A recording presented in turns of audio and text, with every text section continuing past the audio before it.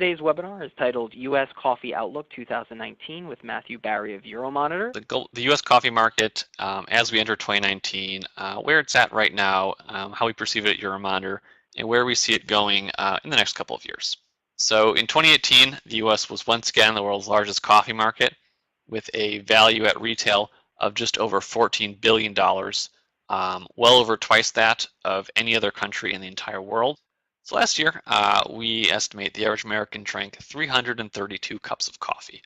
Of that, about 190 were at home from standard ground coffee, and 3/4 were overall at retail, whether from instant pods or beans.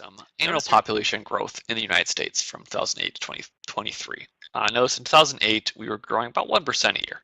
And this has fallen significantly, so we're still growing as a population, but less so than we once were.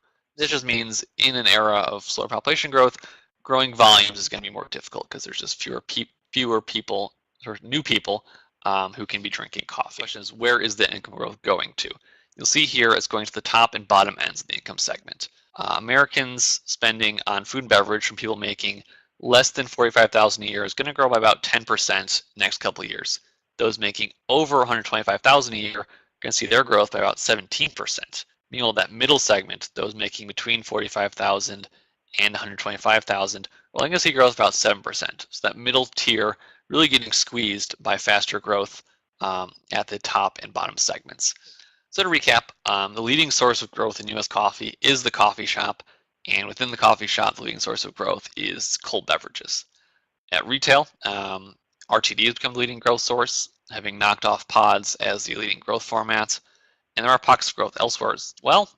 Inexpensive pods are one as highlight, one's doing particularly well. And these emergent functionalities, which are quite small in value terms, but in the long term, I think will become more